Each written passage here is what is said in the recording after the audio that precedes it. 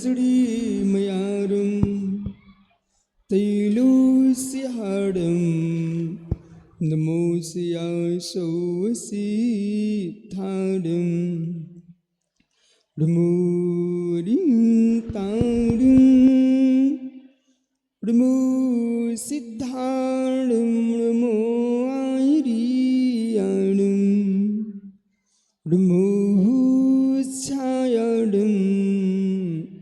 ऋमोलोय सौविसाहुडं अनंत अनंत परम सिद्ध भगवानी की एक जड़गवान शांतिनाथ स्वामी की एक जड़गवान आदिनाथ स्वामी की एक जड़गवान महावीर स्वामी की परम पूज्य आचार्य भगवान पूज्यपाल स्वामी की परम पूज्य आचार्य गुरु विराग सागर जी मुनि महाराज की अहिंसामय विश्व धर्म जय बोलिए पट्टाचार्य गुरुदेव श्री विशुद्ध सागर जी महामुनि राज की, समस्त आचार्य संघ की नमोस्तु सासर। बंधु अंतिम तीर्थेश वर्धमान स्वामी के शासन में हम सही विराजते हैं। तीर्थंकर जिनेन्द्र की पीयूष देशना जिनेन्द्र बाड़ी मनुष्य जगत कल्याणी है। ये सर्वज्ञ शासन नमोस्तु शासन जयवंत हो जयवंतो वीतराग श्रवण संस्कृति भगवत अर्हत परमेश्वर तीर्थंकर दिनेश्वर देव ने विश्व वसुंधरा को वस्तु के वस्तुत्व का सत्यार्थ प्रदान किया है।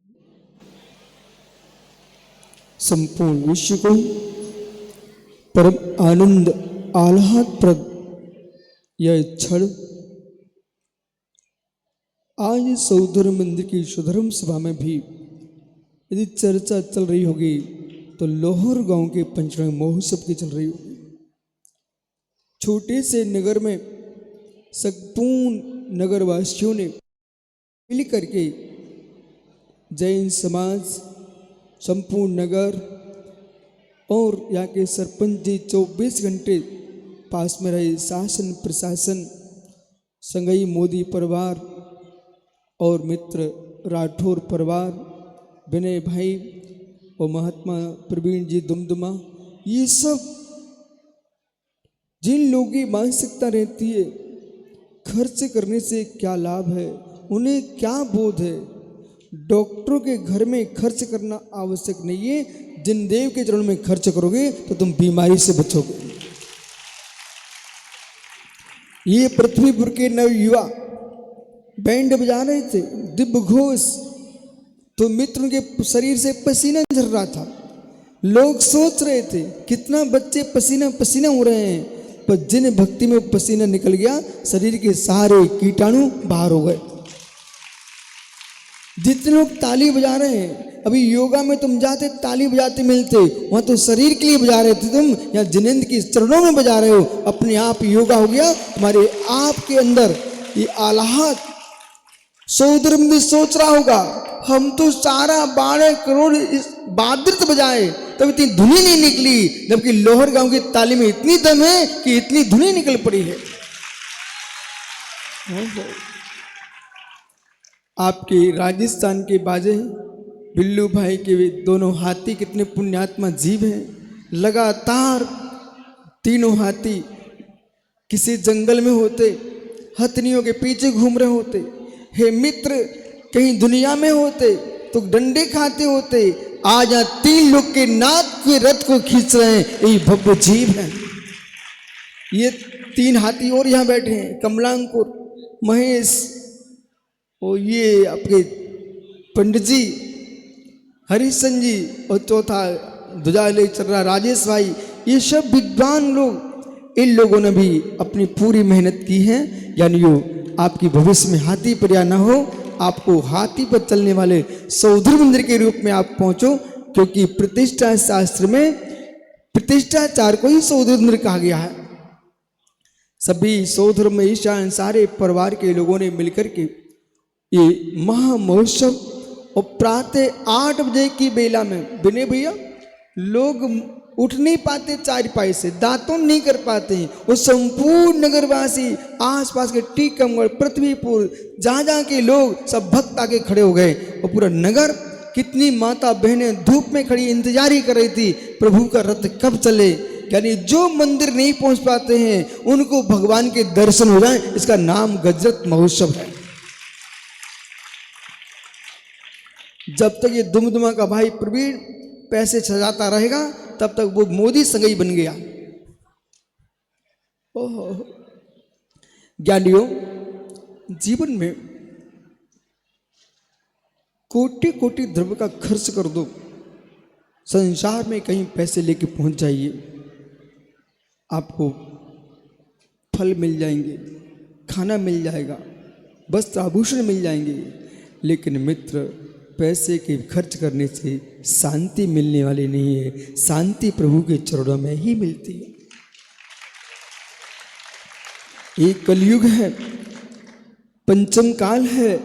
ऐसे कलयुग में भी नन्हे नन्हे बाल बच्चे, बालिकाएं, वृद्ध, युवा, माता बहनें सब ऐसे तपन में भगवान की भक्ति कर रहे होंगे। तो मित्र, जो सौधर्म सभा में बैठा है वो भी भगवान से प्रार्थना कर रहा है, प्रभु हम तो यहाँ अवश्य बैठे हैं पर यहाँ बैठने से हम ऊपर नहीं आ पाए हैं। जो पंचम काल में मनुष्य जो भक्ति कर रहे हैं उस भक्ति के प्रभाव से हम ऊपर आ पाए। जो जो जीव उच्च पदों पर बैठे हों उन्हें विचार करना चाहिए विमान की भांति। जब भी विमान उड़ान भरता है तो आकाश में नहीं भरता, आकाश में तो उड़ता है, उड़ान पृथ्वी से ही भरता है। इसलिए विमान को कभी पृथ्वी नहीं भूलना चाहिए। ऐसे भाई चाहे प्रवीण जी हो चाहे मित्र विनय सिंह जी हो, मेरा दोनों से कहना है, चाहे संघई जी मोदी जी हो, बल्ली भाई, इन पांचों भाइयों से कहना है, जब भी आकाश में विमान उड़े आखिर में उड़ता कहां से है? जमीन से उड़ता है। उतरता कहां पर है? जमीन पर ही उतरता है। इसलिए जमीन को कहीं भूल नहीं जाना, अपनी मातृभूमि को कहीं भूल नहीं जाना।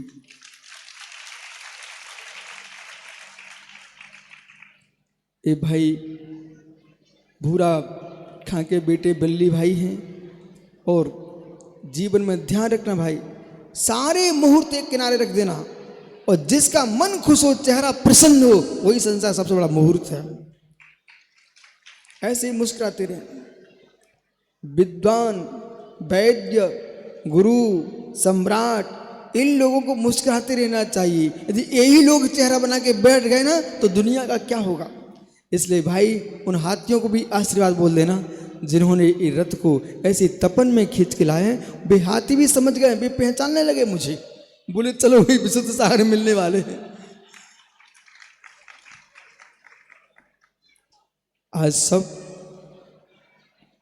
घर घर में पंडित जी, मात्र आपके मोदी परिवार में नहीं, जितने नगर में घर हैं, चाहे पंडित जी हो, बाबा जी हो, चाहे श्रीवास्तव हो, चाहे चौधरी जी हो, यादव जी हो, कोई भी नगर में रह रहे हैं, सबके घरों में फोन लग रहे थे, भैया भुंसाना जल्दी आ जाइयो, हमारे तो घर रथ हैं रथ।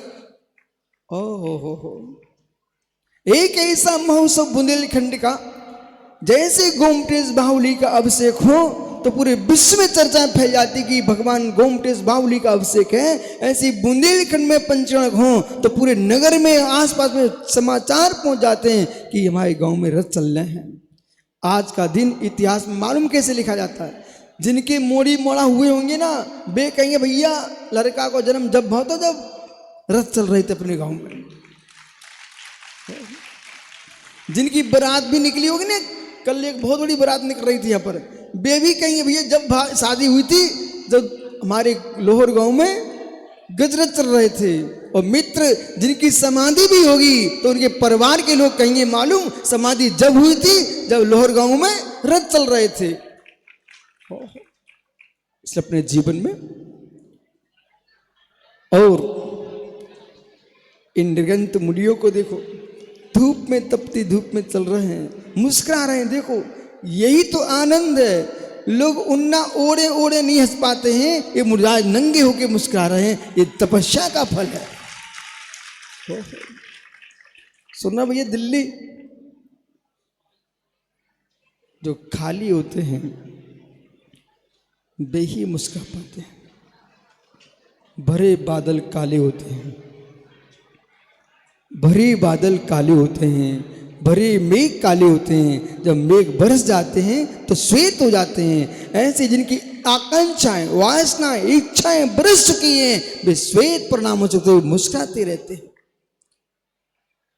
आचार्य पूज्यपाद स्वामी सिद्ध भक्ति में सिद्धों की आराधना कर रहे हैं। वो आज निर्वाण कल्याणक महोत्सव, और ये टीकमगढ़ का पंचगण लोहर गांव का मंगलाचरण था। ये लोहर गांव का पंचगण, अब अभी तक नगरों में पंचगण हुए, अब सिद्ध भूमि सोनागिरी का मंगलाचरण ये लोहर गांव का पंचगण। पंडित जी, मौसम को देख के काम करना। आज आपने प्रशंसनीय काम पहली बार किया है कि 8 बजे, महेश भाई 8 बजे नहीं 8 बजे, और लोग जब तक स्नान करके सोच रहे होंगे चलो अपन गजरत देखने चलेंगे, तब तक तो फेरी पूरी हो गई सातों के साथ हैं। ओहो पंडित जी, सुबह हम लोग जा रहे थे शुद्धि के लिए, उधर से कुछ माताएं गाड़ी में आई, उतर गई, बोले चलो भैया अपन निर्वाण देखने जा रहे हैं। बोले महाराज तो इतने आ गए, बोले हमने निर्वाण तो होगा अम्मा। ओहो, सिद्ध परमात्मा की आराधना अंतरंग से पूज्यपाद स्वामी कह रहे हैं। जिनके माथे पर चंदन है वो सूख जाता है, जब सूख जाता है तो भी चटकने लगता है। चंदन का सुख भी आनंद नहीं देता है। जिनकी मालाएं पहने हैं वे मालाएं भी टूट जाती हैं, मालाएं सुख नहीं दे रही हैं। तो ज्ञानियों, जिनकी वनिताएं साथ में डोल रही हैं वे भी वियोग को प्राप्त हो जाती है, छोड़ के तलाक देके भग जाती हैं। मित्र, वो भी सुख शांति का नहीं है। जिनके पास भोजन है वो भोजन भी कुछ दिन बाद मित्र आपको अपत्यकारी हो जाता है, इसलिए वो सुख भी शाश्वत नहीं है। जो आत्मा का आत्मोत्त सुख है वो सिद्धों का सुख है, जिसमें मित्र बनता नहीं, माला नहीं, चंदन नहीं, सबसे निरपेक्ष सुख है। वो अरहंतों का, सिद्धों का सुख है, जो कि आत्मा से उत्पन्न है, बाहर से लाया नहीं गया है। टंकी का पानी, काली टंकी का पानी बिने भैया भरा जाता है, वो खाली भी हो जाता है, लेकिन कुएं में पानी भरा नहीं जाता है, अंदर से निकलता है। ऐसे इंद्रियों का सुख भरा गया सुख है, वो अतीन्द्रिय सुख अंदर के कुएं का पानी है, आत्मानंद है। जैसे यहाँ पर इस समय आप लोग कुछ खा भी नहीं रहे, पी भी नहीं रहे, किसी से राग द्वेष भी नहीं है, फिर भी आनंद आ रहा है, आनंद आ रहा है, फिर भी आनंद आ रहा है। मित्र, यही आत्मा से आत्मा का आनंद है। ऐसे योगेश्वर संपूर्ण विषयों से शून्य होकर के चित्त में तल्लीन होकर चैतन्य में चैतन्य को लवलीन करके जो स्थित होकर बैठते हैं वो आत्मोत्त सुख प्रकट होता है, जो कैसा अपरिमित है, अपरिमित है, जिसकी सीमा ही नहीं, अनंत है, अनपेक्ष। उपेक्षाएं करते जाइए, आनंद लेते जाइए। जैसे आपके संगही परिवार ने धन की उपेक्षा की, इतना विशाल पंचरण हो गया। राठौर परिवार ने धन की उपेक्षा की, संपूर्ण दृश्य पूरे विश्व को दिखाई दिया। ज्ञानियों, भगवान ने जगत की उपेक्षा की तो जगत में पूज्य हो गए। जो उपेक्षा करता जाएगा उसके लोग अपेक्षाएं करेंगे। आप विश्वास मानिए, आप मौन होके घर में बैठ जाइए तो लोग तुमसे पूछेंगे कहो क्या हो गया, कहो क्या हो गया, कहो क्या हो गया, और तुम बोलना प्रारंभ कर दो तो बेही कहे शांत चुप हो जा। कीमत बढ़ाना चाहते हो तो मोल लेना सीखो। कीमत बढ़ाना चाहते हो तो मोल लेना सीखो। बाबा जी पराठे में मोन है तो खसखसा बनता है, वो मोन नहीं लगा तो पराठा रबड़ जैसा खिंचता है। ऐसे ही साधु मार्ग में मोन हो जाए तो साधु भगवान बनता है। जितनी माता बैठी इनको समझाओ आप कि पतले पर बटलोई पर ढक्कन ढक दो तो दाल जल्दी चुरती है। जैसे बटलोई पर ढक्कन ढक दो तो दाल जल्दी बनती है और खुले बटलोई में नहीं चुरती है। ऐसी माता ढक्कन बंद कर लो मुझ जल्दी मिलता है। ओहो, जिस जीव ने ज्ञानियों अपने ढक्कन को बंद करके रखा है वह जीव नियम से निर्वाण को प्राप्त करता है। आगम हो, वेद हो, पुराण हो, संपूर्ण जगत में प्रभु भक्ति की महिमा गाई गई है। जैसा मैंने कल आपको कहा, कलयुग केवल नाम धारा, सुमर सुमर नर उतरी भव पारा। इस कलयुग में कोई है तो प्रभु का नाम है, भगवान का नाम लेते रहिए। तुतु संसुहीनि भवि संतति सन्निबद्धम पापम चरणाक्षयमुपेति शरीरी भाजाम आक्रांति लोके मलिनीलिमशेषिमाशु सूर्यांशि भिन्नमिव शार्वरे मंदिकारम। हे नाथ, जैसे सूर्य के उदय होने पर कमल खिलने लगते हैं और कीचड़ सूख जाता है, ऐसे आपका नाम लेने मात्र से भक्त कमल खिल जाते हैं और पापों का कीचड़ सूख जाता है। इसलिए भाव भाव में संतित कर्मों का क्षय करने का मार्ग है तो वह जिन भक्ति है। और आप विश्वास मानिए बिल्लू भैया, जितने लोग यहाँ पर विराजमान है श्री मंडप में, इस सब पूर्व भाव में एक साथ मिले भक्त हृदय हैं और भविष्य में सब भगवान बनने वाले जीव हैं। तभी तो ऐसे तपन में मुस्कुरा के भगवान की भक्ति कर रहे हैं। लोग लस्सी की याद कर रहे होंगे, कोई ठंडाई पी रहा होगा, कोई आइसक्रीम खा रहे होंगे, निसंग सागरी लोग आइसक्रीम खा रहे होंगे, परंतु ये भक्तगण प्रभु की भक्ति की आइसक्रीम में तल्लीन है। कहां की आइसक्रीम? इसलिए जीवन में वे जीव धन्य धन्य जिन्होंने अपने जीवन में अनंत धर्मत्व को प्राप्त किया है, अनंत धर्मत्व की साधना कर रहे हैं और अनेकांत दृष्टि को समझ रहे हैं। अपेक्षा कर समझना चाहिए। कुंद कुंद देव की जो व्याख्या है उस पर अनेकांत की आंख लगाना चाहिए। कमलांकुर कहते असंयम ना बंदे। मित्र समझिए, असंयम ना बंदे सुर पर विचार कीजिए। निर्गंत होकर के भी निर्गंत बने का पालन न करता हो जीव, असंयम ना बंदे, ऐसे असंयमी की संयमी मुनि वंदना न करे। फिर भी ज्ञानी आपको बोध होना चाहिए, सर्वथा एकांतिक नहीं है। तीर्थंकर जिन बालक उनके पांचों कल्याण बंदनीय है और मात्र मित्र गर्भ और जन्म असंयम में होता है। फिर भी भावी निगम ने की दृष्टि से जिनका निर्वाण जाना नियत है, क्षायिक सम्यक को प्राप्त है, ऐसा भव्य जीव मित्र असंयत होने पर भी जगत पूज्य। तीर्थंकर के माता पिता असंयत होने पर भी जैसे मंदिर की देहरी के लोग चरण छूते हैं, ऐसे तीर्थंकर के माता पिता को लोग सम्मान करते हैं। वे माता पिता धन्य हो जिनने ऐसे बेटे को जन्म दिया है। जैसे मेरे मित्र कोई बहुत बड़ी हवेली है, उसके कोई पैर नहीं छूता। बहुत बड़ा महल है, कोई उसकी देहरी पर पैर नहीं छूता। पर छोटा सा मंदिर भी होगा तो विनय भैया जाके देहरी के पैर पड़ लेते। बोले क्यों? जिसके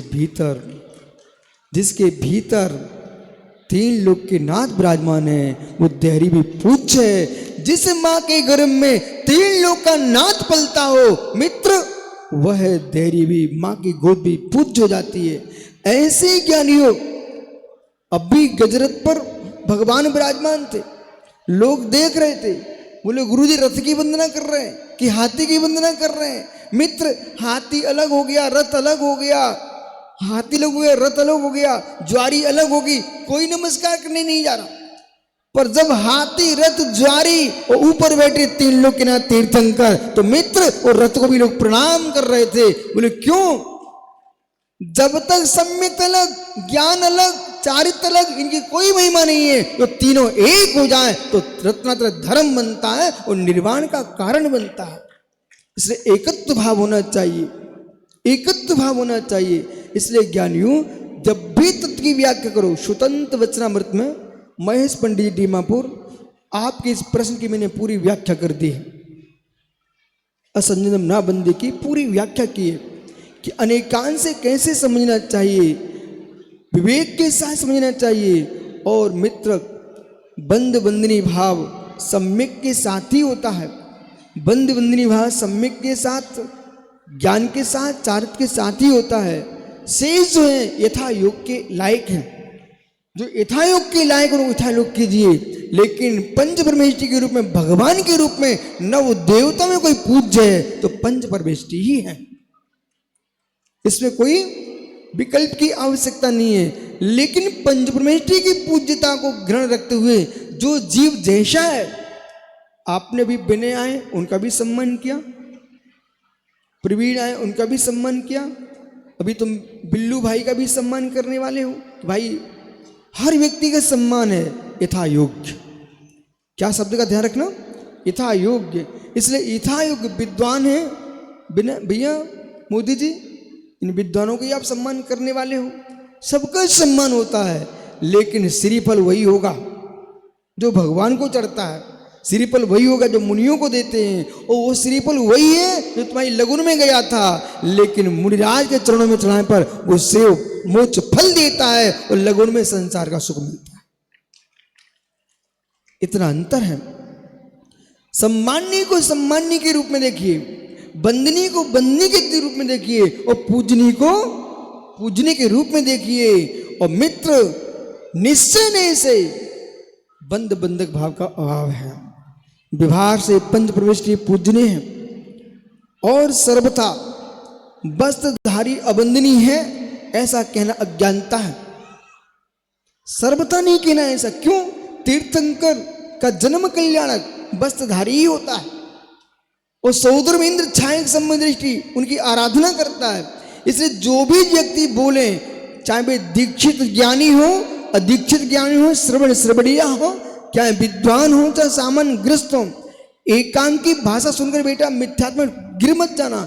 किसी ने आपसे बोल दिया कि भाई जिसके हाथ में लाठी हो, डंडा हो, उसको नमस्कार नहीं करना, ऐसा किसी ने बोल दिया। इस पर तुमको चिंतन करना पड़ेगा। बोले क्यों? क्यों? यदि विनय के दादा ही वृद्ध हो गए, उनके हाथ में डंडा आ गया, जब डंडा नहीं आता तो विनय पैर छू लेता था, और जैसे ही डंडा आ गया वृद्ध अवस्था, तो उनके विनय करना बंद कर देगा क्या? रह समझना चाहिए है।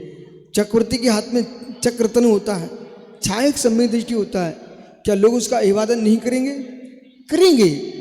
जो आपको अस्त्र शस्त्र की व्याख्या कर रहे हैं, उनको भगवान जैसा नहीं मानना है, तो जैसा है उसको वैसा स्वीकार करना है। दादा को दादा के रूप में मानिए, पिताजी को पिताजी के रूप में मानिए। लेकिन ज्ञानी ये भी सत्य है, दादा को दादा तो कहा जा सकता है, चाचा को चाचा तो कहा जा सकता है, लेकिन पिता एक ही होता है। पिता अवश्य एक हो सकता है, पर दादा तो तुम्हारे पिता के पिता भी दादा हैं।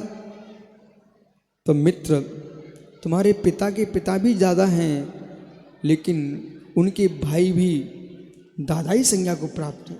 सम्मान दोनों का रखा जाएगा, सम्मान दोनों का होगा। ऐसी पंच परमेष्टि चाहे विदेश क्षेत्र के हों, भरत क्षेत्र के हों, ऐरावत क्षेत्र के हों, मुनिराज किसी भी संघ के हों, आपके लिए वंदनीय पूजनीय है, आराध्य है।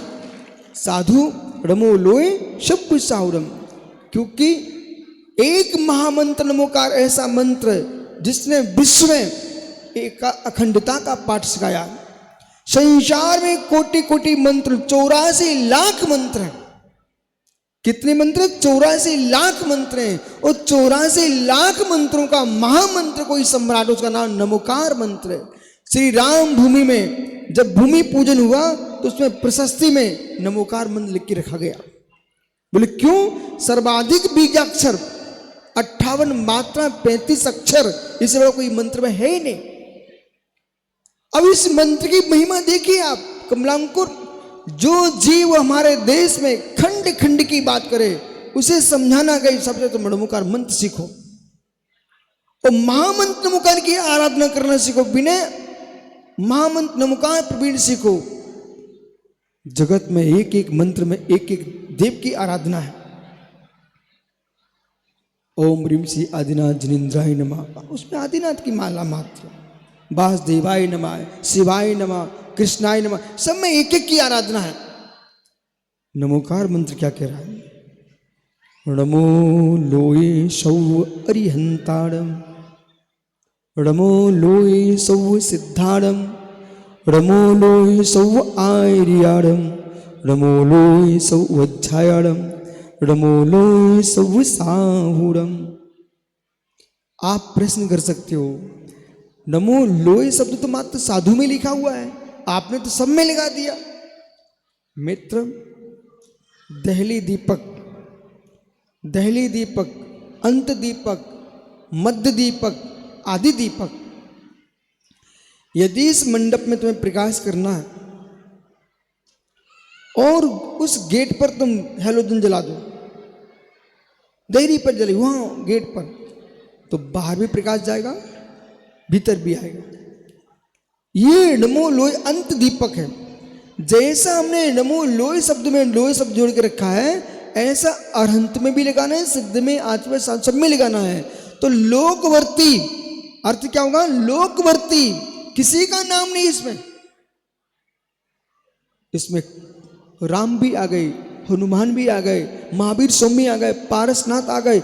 जितने अनंतानंत काल से भगवान हो रहे हैं, भविष्य में होंगे, वर्तमान में हो रहे हैं, हो चुके हैं, सभी आ चुके हैं। नमो लोई सौ अरिहंताड़म, नमो लोई सौ सिद्धाड़म और नमो लोई सब साहुड़म। जब कहते हैं लोकवर्ती जितने साधु सच्चे हैं वे सारे साधु इसमें आ गए, एक भी साधु नहीं छूटा। ऐसा महामंत्र नमोकार है। और जिसने ये कहा कि कमलांकुर का है, मुझे तो मात्र विशुद्ध सागर ही पसंद है, मैं तुम्हारी अज्ञानता है, आपका ऐसा मंत्री नहीं है। आपको विशुद्ध सागर में राग विशेष हो सकता है, लेकिन अकेले विशुद्ध सागर पूरे देश में नहीं होंगे। जितने श्रवण हैं वे सभी पूरे देश में सच्चे धर्म की प्रभावना कर रहे हैं।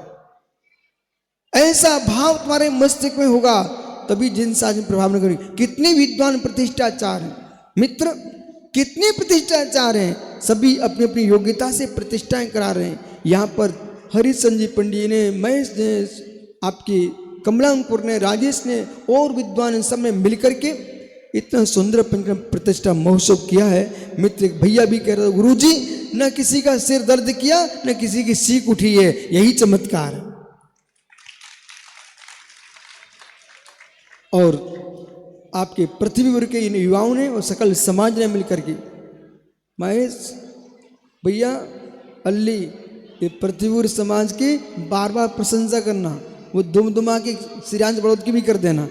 बोले मित्र वैसे श्रेयांश आते मालूम बिना लाखों के वो आ नहीं सकता था भाई, इतना बड़ा पंडित है, लेकिन तुम्हारे यहाँ देखो अपने आप पधार गए। ये यहाँ के पारसनाथ का चमत्कार है। इतनी मुर्जाज पर आज इतना ध्यान रखना, सकल समाज से कह देना कि मैंने कुछ नहीं किया है, पुण्य का द्रव्य था, माता पिता के संस्कार थे, पूर्व भव का पुण्य था, ऐसे परिणाम मिले। विनय राठौर जी, पत्नी धर्मात्मा हो, बेटे धर्मात्मा हो, माता पिता धर्मात्मा हो, कभी मंदिर जाने को मना करें न करें, दान देने को मना न करें, अपनी पीठ ठोक लेना, मैं महा पुण्यात्मा हूं। पूर्व के तपस्वी लोग मिल गए जो एक साथ शांति से जी रहे।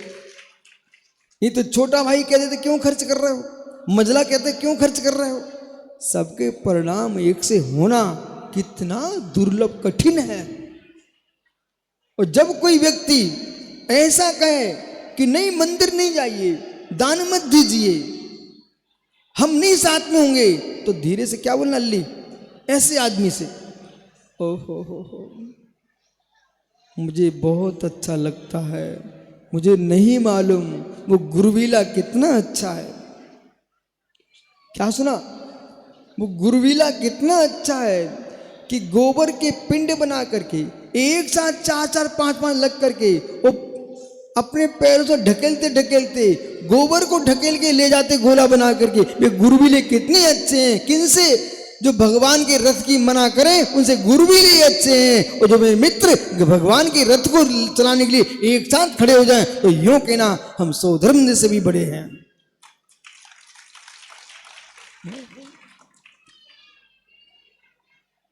शांति।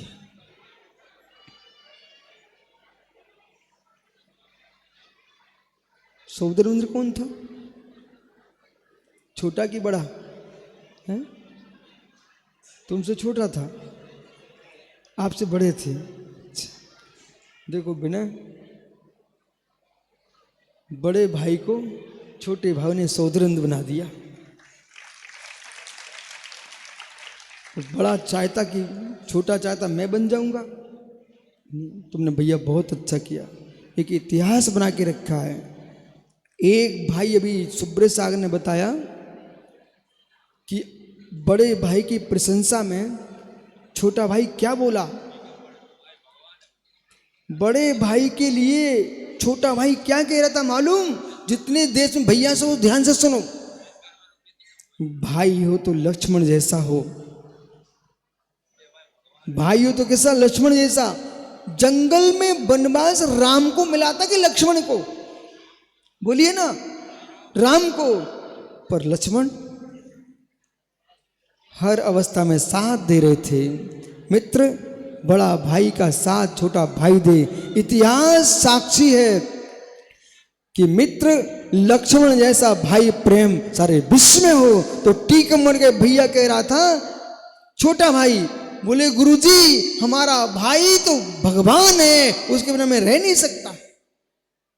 जिसके मंदिर ऐसे परिणाम हो, तुम पांचों पांडव मुस्कुराते रहना, पांचों पांडव मुस्कुराते रहना। अब गजरत तो हो ही गया, संसार से भोग ही लिए, तो लास्ट में पांचों पांडव मालूम क्या किया था? विराटनगर है राजस्थान में, जयपुर के पास विराटनगर, वहां पांचों पांडवों की प्रतिमा रखी हुई है। वे पांचों पांडव दीक्षा लेके मुनि बन के चले गए थे। तुम भी पांचों पांडव। देखो कितनी ताली बज रही है। और तुम चिंता नहीं करना, व्यवस्था तुम्हारा बिना राठौर कर देगा। ओहो हो पंडित जी, ये पांचों साधु बन के तुम्हारे भोपाल आए तो भोजन दोगे नहीं, आहार? ओहो, सबसे पहले पंडित पढ़गाने खड़ा हो जाएगा, ठीक है? वे कहेगा, बोले ऐसा तो नहीं है कि हम अपने जीजा को पढ़गाएंगे, चार को नहीं पढ़गाएंगे। ऐसा नहीं करना। मुनि बनने के बाद जीजा फूफा नहीं रहते हैं, मुनि तो भगवान हैं, वे मित्र सबके होते हैं। आज ऐसे अवसर पर किसी को प्यास नहीं लग रही क्या? भूख नहीं लग रही क्या?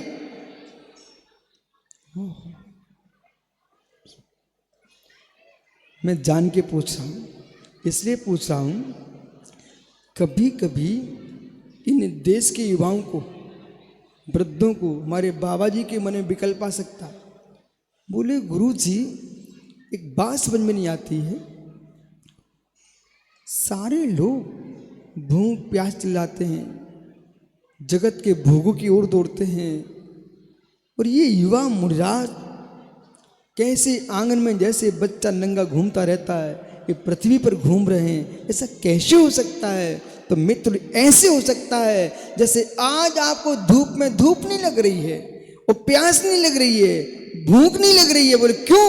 हम प्रवचन सुन रहे हैं, भक्ति में तन्मय है, उपयोग बदलता है तो पापों में नहीं जाता है। ऐसे इन मुनियों ने अपना उपयोग बदल दिया है, इनका पापों में नहीं जाता है।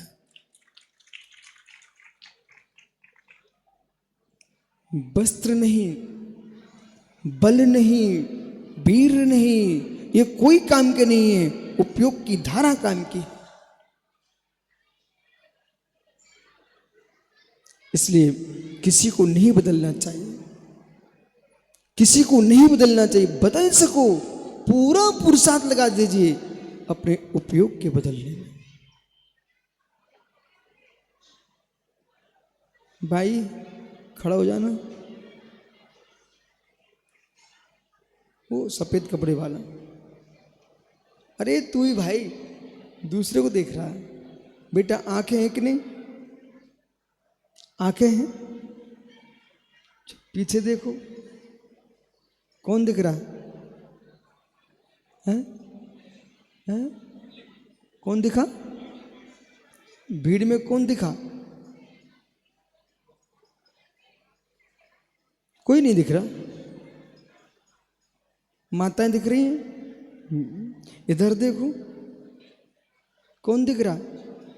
महाराज दिख रहे हैं? अच्छा, पीछे देखो, कौन दिख रहा है? भगवान दिख रहे हैं? बहुत बढ़िया। बेटा आंखें तो बेई हैं, आंखें तो बेई हैं। तुम जैसे मुड़े उधर माताएं दिख रही हैं, इधर पुरुष दिख रहे हैं, इधर मुर्राज दिख रहे हैं, इधर देखा तो भगवान दिखने लगे। बेटा आंखें तो बेई हैं, आंखों में कोई दोष नहीं है, तुम जिधर मुड़ जाओ वही दिखता है। बैठ जाओ। इसलिए आंखें मत फोड़ बैठना कि हमसे क्यों सब दिखता है। आंखों में कोई दोष नहीं है। आंखें नहीं फोड़ना, इंद्रियां नहीं तोड़ना, उपयोग देखिए। जिधर मुड़े वही तुमको दिखने लग गया। ऐसी उपयोग जीव मोड़ लेता है, उसको वही दिखने लगता है जिसका जो व्यापार होता। प्रवीण क्या काम करते हो? हैं? तेल सोचते हो मित्र, तेल सोच सोच के तुम तनक से सिक्का कमा पाए। आत्मा को सोध लेते रिफाइनरी लगा लो तो सिद्ध सलाह पर बैठ जाता है। ये प्रशंसा में डूबे बेचारे कमलांकुर बोले गुरुजी प्रवीण प्रवीण अहमदाबाद अहमदाबाद। भैया दुमदुमा कहो ना। जीवन में ध्यान रखना, मैं सबसे कह रहा हूं, चाहे विनय सिंह हो चाहे प्रवीण जी हो। एक बालक था, दुमदुमा का ही मान लीजिए आप, चाहे लाहौर गांव का मान लीजिए, अहमदाबाद चला गया तो घूम रहा था। एक सेठ ने देखा कि बालक घूम रहा है। बोले बेटा क्यों घूम रहे हो? जी सर्विस लगना, नौकरी चाहिए। बोले क्या करते हो? बोले आप मुझे रख लीजिए। बोले क्या चाहिए? बस भोजन दे देना, वो वस्त्र दे देना, बस मैं इतने चाहिए। सेठ बहुत चतुर था, उसने सोचा ठीक तो है, पैसा चाहिए नहीं इसको, भोजन चाहिए, वस्त्र चाहिए, रख लिया। और काम क्या दिया, उसकी दुकान में झाड़ू लगाते रहना। बच्चे ने शुरू कर दिया झाड़ू लगाना। एक दिन एक कागज पड़ा हुआ था, उसने उठा करके उसको पढ़ लिया। सेठ ने देखा ये तो पढ़ा लिखा है। बोले बेटे तुम पढ़े हो? उसकी आंखों में आंसू आ गए। सत्य है, डिग्रियां बुद्धि का पुरुषार्थ है, पर राज्य डिग्रीधारी का नहीं चलता, पुण्यात्मा का चलता। कितनी डिग्रीधारी लोग अनपढ़ों की नौकरी कर रहे हैं। ये सत्य नहीं है क्या? सत्य है।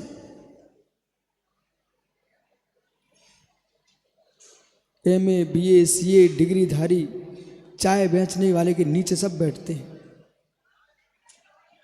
समझ गए? मुख्य पूरे देश के मुख्यमंत्री लोग, सब चाय बेचने वाले के नीचे बैठ रहे हैं। बोले क्या हुआ? नरेंद्र मोदी का पुण्य था, चाय बेचने वाला आज प्रधानमंत्री बना है। इससे दुनिया में किसी की कीमत है बिना पुण्य की कीमत। बच्चे की आंखों में आंसू आ गए। बोले मैं पढ़ा लिखा डिग्री रखी हूं, मेरी 50 घर में टंगी हुई है, लेकिन कोई सर्विस कहीं नहीं। आज आपकी दुकान पे आया हूं। सेठ ने उसको झाड़ू छीन ली और मुनीम बना दिया। जीवन में पुण्य चमकने लगा है तो व्यक्ति को ईमानदारी चमकाना चाहिए।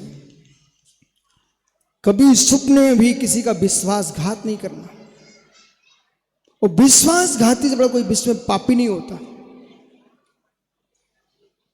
बच्चे ने अच्छे से काम किया। जो सेठ जी का वर्ष में 10-50 करोड़ होता था, वो 100 करोड़ पर आ गए सेठ जी, क्योंकि उसने इतनी ईमानदारी से काम किया। पर संसार में मित्र अच्छे लोगों के अनायास शत्रु होते हैं। बेईमान अपने आप शत्रु बन जाते ईमानदारों के। जब उसने देखा पुराने मुनीमों ने कि मेरे तो सब काम बिगड़ गया, और सब ने काम भरना शुरू किया, क्योंकि सेठ जी ने उस बच्चे को एक बंगला भी दे दिया। पर बालक बहुत चतुर था प्रवीण।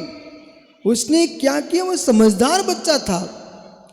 उसने बंगले के अंदर एक कमरे के अंदर अपनी जो पुरानी चड्डी थी ना, बनियान, उसको पेटी में ताले में भर के रखा था। बोले भाई तू भूल मत जाना बंगले को देख करके, तेरी औकात ये थी, इसे भूल मत जाना। और दिन में एक बार जरूर देखने जाता था। ओह, पर तुम्हारे पास भी कोई नौकर रहते हो प्रवीण, तो ध्यान रखना, न पुरुषो पुरुषस्स न पुरुषस्य पुरुषो दासा किंतु धनस्य। पुरुष पुरुष का कोई दास नहीं बनता, पैसे का दास होता है। आपके घर में जितने भी नौकर होंगे उनसे इंसानियत से बात करना। मित्र, मनुष्य किसी की नौकरी नहीं करना चाहता, उसकी पुण्य छीनता नौकरी करा दी। नौकरों से भी अच्छी भाषा बोलना। सबके दिन एक से, सबके दिन एक से, ओहो सब दिन एक से। कल मालूम दोपहरी में धूप थी और शाम को पानी गिरने लगा। तब मैंने देखा सब दिन एक से नहीं होते, और सबके दिन एक से। ये अल्ली भाई आपके यहाँ के सरपंच जी है ना, एक बेकल हम मुझे बोले गुरुजी हमारे गांव घूम के आओ। तो सोच को दूसरी रोड पे ले गए। तो अंदर गांव में बड़ी बड़ी हवेलियां बनी हुई थी, बड़े बड़े महल बने हुए। मैंने देखा ये छोटा सा गांव दिखता है, ये तो महल बने इसके अंदर, लेकिन कुछ सूने पड़े थे। तो मैं देख रहा था कि सबके दिन एक से, सब दिन एक से नहीं होते। ज्ञानी बालक कितना समझदार था। उन पुराने मुनीमों ने कान भरना शुरू किया और ये कहा कि सेठ जी आप जिस पे इतना विश्वास करते हो, उसने तुम्हारा सारी संपत्ति इन कमरों में भर के रखी हुई है, नहीं मानो तुम खोल के देख लो। जीवन में कभी कान के कच्चे नहीं होना, हृदय के सच्चे रहना, कान के कच्चे नहीं रहना। कभी कान के कच्चे नहीं रहना। सेठ जी बातों में आ गए। बोले भाई गेट खोल, इसमें क्या रखा हुआ है? कहता सेठ जी कुछ नहीं कुछ नहीं। आप विश्वास मानिए, सेठ जी ने ताला तोड़ दिया उसी कमरे का, जिसमें पेटी रखी होती है, जैसे ताला तोड़ा वो बालक उस पेटी पे जाके बैठ गया। बस सेठ जी इसे मत खोलना। बाकी के लोग क्या बोल रहे थे? बोले इसी में है सब। वो बालक क्या कहता? हाँ सेठ जी जो कुछ है इसी में है। बोले ये मत तोड़ना। सेठ को तो विवेक हो गया, दूसरे की बातों में आ गया। जब जब दूसरे की बातों में आ गए तब सत्यानाशी होना है। सुबुद्धि विशेषता नहीं है, सुबुद्धि सुकरी गुरु बुद्धि विशेषता। किसी को किसी की बात मानो तो मात अपने गुरु की बात मानना, दुनिया की बातें मत मानो। गुरु बुद्धि विशेषता। गुरु की बुद्धि से चलोगे तो विशेषता हासिल करोगे। पंडित जी आप सब देख तो रहे हो, गुरु बुद्धि विशेषता। जिन्होंने पर बुद्धि से जिए, कमलांकुर तुम्हारी आंखों के सामने दुनिया के नाटक देखे आपने। जो पर बुद्धि चलते उनके नाटक होते ही हैं। ज्ञानियों, चाहे माता बहनों भाई बंधु हैं, आप अपने घर के अनुसार जियो। पड़ोसी तो तुम्हारी प्रशंसा कर देगा और मेहमान तुम्हें बहुत तिलक कर देगा, लेकिन ध्यान रखना जितना तुम पड़ोसी का, जितना तुम मेहमान के तिलक करते हो, घर के लोग उतना सम्मान देने लग जाओ तो कभी तुम्हारे घर ना उजड़े। गुरु बुद्धि विशेषता। सेठ भूल गया, उसने बच्चे का हाथ पकड़ा, दूर खड़ा कर दिया और पेटी का ताला तोड़ दिया। जैसे ही पेटी का ताला तोड़ा, अल्ली ओ बल्ली भाई, पेटी का ताला तोड़ा और ढक्कन खोला, उसमें क्या रखा था? फटी चड्डी, फटी बनियान। बोली क्या? बालक ने कुछ नहीं देखा, अपनी फटी चड्डी फटी बनियान उठाई और सेठ जी की सीढ़ियों से नीचे उतरने लगा। सेठ जी बुलाते, आओ बेटा आओ। बोले नहीं, आओ नहीं, आदर नहीं, नैनन नहीं, स्नेह, तुलसी तान जाइए कंचन वर्षे में। जहां विश्वास नहीं है वहां बास करने से क्या लाभ? बालक क्या बोलता है? मुझे पहले मालूम था बादलों की छाया में मकान नहीं तोड़ना चाहिए। बादल कभी बिगड़ सकते हैं, मकान ही काम में आएगा। हे मित्र, अपने भाग्य को देखना चाहिए, दूसरी की मिठाइयों में फूल मत जाना। प्रवीण सुन रहा भैया, फटी चड्डी फटी बनियान सुरक्षित रखना। दुमदुमा से जो लेके गए थे उसे भूल मत जाना।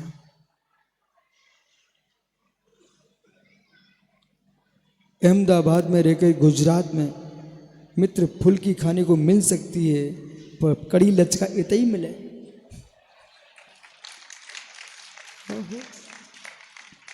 फुल्की में इतने मत भूल जाना कि कड़ी लचका भूल जाओ। ओहो, कामता प्रसाद जी चंपता बैरिस्टर एक गांधी जी के समय हुए। जब वो विदेश जाते थे तो मस्त रहते थे, और यहाँ आए तो यहाँ के युवाओं से कहते, अरे तुम क्या जी रहे हो, विदेश चलिए विदेश चलिए। जब वे बुढ़े हो गए वो वापस भारत आ गए, तो कुछ युवा भी बड़े चतुर थे, वो कहना नहीं चुके। बोले, बैरिस्टर जी आप हर समय कहते थे विदेश चलिए विदेश चलिए, तुम काय मरती फिर ये भारत आ गए। उनने बड़ी सुंदर बात की। बोले बेटा, हम जीने के लिए कहते थे विदेश चलो, मैंने ये कब था कि मरने के लिए विदेश चलो। ऐसा जीवन जीना तो विदेश चलो, और समाधि मरण करना हो तो विदेश में धन मिल जाएगा, संपत्ति मिल जाएगी, बस गुरुओं के दर्शन ये भारत में ही मिलेंगे, विदेश में मिलने वाले नहीं है। समाधि चाहिए है तो मित्र गांव गांव में, वो हमारे दादा देखो शंख बजा रहे थे, एक एक फेरी पे शंख बजाया। अब वहां कौन शंख बजा रहा विदेश में जाकर के? ये हमारे कमलांकुर पंडित जी महेश, ये बेचारे मुंह से शंख बजा रहे थे, और महेश दीमापुर शंख बजा रहा था। ज्ञानियों, शंख की धुनी भी उन्हें ही मिल पाएगी जो पुण्यात्मा होंगे, फिर दिव्य धुनी उन्हें मिलती है जो महापुण्यात्मा होंगे। इसलिए जाओ अपने जीवन में यह सभी महोत्सव सानंद संपन्न हुआ है, सभी नगर वासियों के लिए, सकल समाज के लिए मंगल आशीष है। इसी प्रकार से आप लोग एकता के साथ, प्रेम वात्सल्य के साथ, संपूर्ण संप्रदाय भेदभाव छोड़ करके जैसे इस मंडप में बैठे हो, ऐसे संपूर्ण नगर, संपूर्ण देश, हमारा जो भारत देश है एक बहुत बड़ा बगीचा है। बगीचे में अनार, कनेर, चंपा, जूही, चमेली, मित्र, अनार, अनेक प्रकार के सागौन, शीशम, अंगूर, जामुन सारे वृक्ष होते हैं, लेकिन बिने भैया बगीचा एक होता है।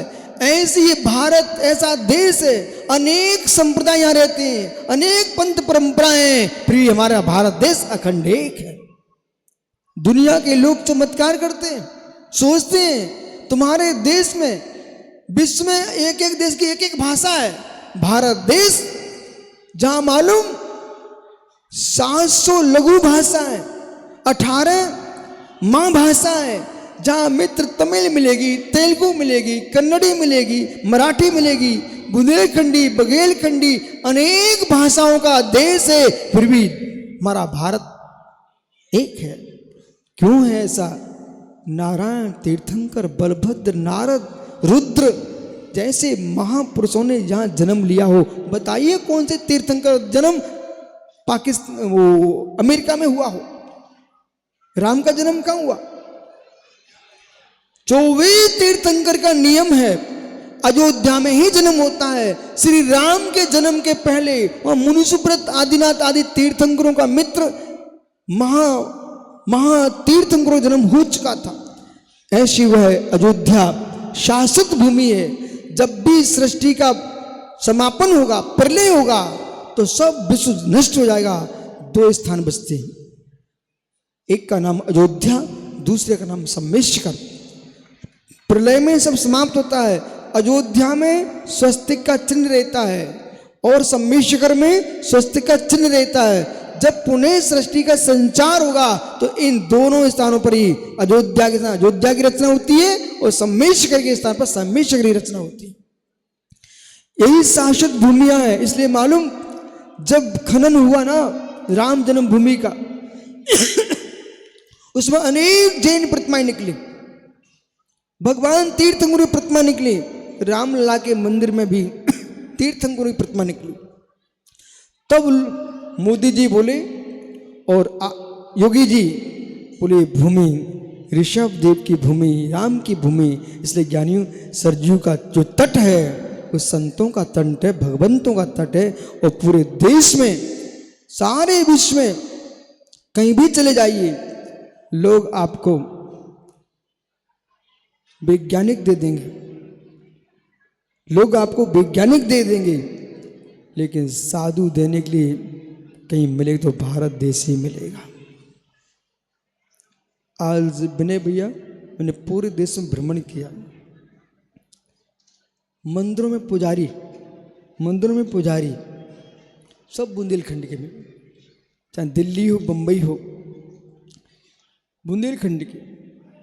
एक गांव में मैं कर्नाटक में बिहार कर रहा था, महाराष्ट्र में कर्नाटक के बॉर्डर पर एक भाई कहता, प्रणाम गुरुजी। मैंने कहा, तू बड़ी प्रेम से प्रणाम कर रहा भाई। बोले, हम मध्य प्रदेश के हैं। मैंने, यहाँ क्या कर रहे हो? वो फुल्की बेच रहा। पर उसे मालूम चला कि मध्य प्रदेश से महाराज आए हैं। वो अपनी फुल्की की दुकान छोड़ करके भगे आया और नमस्कार करने आया। बोले, महाराज जी हम वहीं के हैं, उतई के। क्यों हो? मतलब अपने देश के प्रति कितना अनुराग होता है। और भारत के बाहर जाओ ना, कोई भी जाति का आदमी मिल जाए, भारत का होना चाहिए। फिर तुम देखो, विनय से पूछ रहा हूँ कैसा लगता है, कोई तो अपना मिला। ये मिट्टी का राग है। इसलिए ज्ञानियों, जब देश का मिलने पर तुम्हें प्रेम होता है, पर विश्व में वीतराग धर्म की एकता मिलती है, तो आनंद की लहर दौड़ती है। इसलिए जाओ सभी, जैसे भाई अपने साले का मानो बहुमान, ये तो वेदी प्रतिष्ठा के लिए बुलाया था आपने इनको, है ना, लेकिन पंचरण करा दिया सिद्ध चक्र विधान में। पर ऐसी जोड़ी सबको मिले। पर मालूम, एक ऐसा साला था, बताऊं क्या आपको? बता देता। सुब्रत साई कैसा साला था? तुरंत ही शादी होके आई, बहन साथ में, जीजाजी साथ में, साला रथ में साथ में बैठे। भाई बच्चे के बिठाया करो साली को रथ में। विनय भैया तुरंत ही शादी हुई और जीजा साले और बहन साथ में जा रहे थे। रास्ते में जैसे गजरथ की फेरी चल रही ना, ऐसे गजरथ पर बैठा तीनों जा रहे थे। जंगल में एक मुर्राज ध्यान कर रहे थे। कल यहाँ बारात निकल रही थी। जैसे हम लोग निकले ना, लोग इतने खुश हुए, दूल्हा मुस्कुराया, बोले चलो साधु के दर्शन हो गए। ऐसे जब देखा कि सारे बराती देखने के लिए महाराज जी निकल रहे। वो दूल्हा ने देखा कि वज्रबाहु उदय सुंदर साला और वज्रबाहु जीजा दोनों जा रहे थे। जैसे जंगल में रथ निकला तो वहां मुनिराज तपस्या कर रहे थे। अब वज्रबाहु ने देखा कि शादी होके आई है, गुरु को प्रणाम कर लो, ये तो शुभ हो गया। लोग तो चबूतरों माथे थानों पे माथा टेकने जाते, पर साधु मिल गया। तो बार बार देख रहे ना, तो उदय सुंदर क्या कहता है, बोले जीजा जी आप तो ऐसे देख रहे हो जैसे दीक्षा लेने की इच्छा हो रही हो। बोले भाई सही कह रहा है। बोले हाँ। बोले बहन को देखना फिर। बोले क्या सर, वो क्या सोच रहा है, अभी शादी आई, कौन छोड़ने वाला है। पर जीवन के किसी पल में बैराग उमड़ सकता है। वज्रबाहु कहते हैं सुन भाई फिर मत कहना। बोले क्या, मैं दीक्षा ले रहा हूं। बोले ले ही नहीं सकते आप, ले लो जाओ। रथ से उतरे और जा करके सीधे मुनिराज के चरणों में बैठ गए। हे स्वामी मैंने संसार देख लिया, कोई सार नहीं है, ये मोक्ष मार्ग ही सार है। और मित्र कंकण तोड़ के फेंक दिया, मुकुट तोड़ के फेंक दिए और दिगंबर मुनि बन के बैठ गए। अब उदय सुंदर कहता हाँ ये क्या हुआ, अब मैं घर जाके चेहरा क्या दिखाऊंगा, मैं भी ले लेता। वो भी साधु बन गया। वो बहन बेटी रथ में अकेली सोच रही थी अब मैं कहां जाऊं, ससुराल जाऊं कि मायके जाऊं, कौन मुझे पूछने वाला है। वो भी साधु बन गई। पंडित जी ऐसे ही आप करो।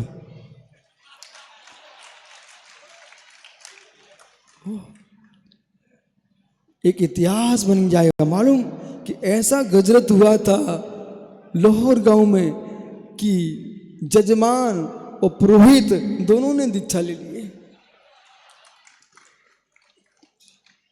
ये सब खुशी का समय है, आनंद का समय है। क्या नियो भारत की भूमि पर ऐसे ही धर्मात्माओं का वास रहेगा और ऐसे ही आनंद की लहर दौड़ती रहेगी। जगत के देश गोले बारूद में जी रहे हैं और भारत देश भगवान की भक्ति में जी रहा है, भक्ति में जी रहा है। यह यज्ञ भी अनुष्ठान भी इसलिए हुआ है कि पाकिस्तान का, ईरान का, रूस का ये सारे युद्ध विराम हैं। शंपूज्य का नाम, प्रतिपाल का नाम, यतीन्द्र सामान तपोधना नाम, देशस्य राष्ट्रस्य पुरस्य राज्ञा करोतु शांतिम भगवान जिनेन्द्रा, करोतु शांतिम भगवान जिनेन्द्रा, करोतु शांतिम भगवान जिनेन्द्रा। सुप्रीम पूर्ण विश्व में शांति हो, ऐसा जिनेन्द्र के चरण में भावना भाव भगवान महावीर स्वामी की आत्मा शुभावम पुरी भाव।